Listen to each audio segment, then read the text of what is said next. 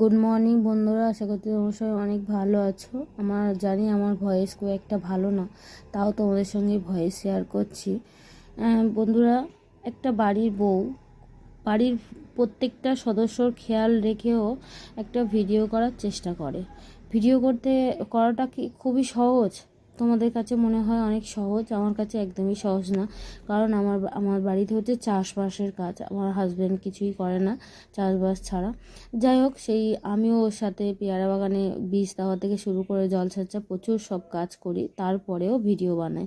তারপরে সেই মেয়ে বউটা কি সম্মান পায়? গ্রামের লোকেরা ও নোংরামি করছে, ও বাজে একটা হয়ে গেছে, ও সারাক্ষণ ধেই করে নাচে। তোমরা বলো, এটা কি ঠিক?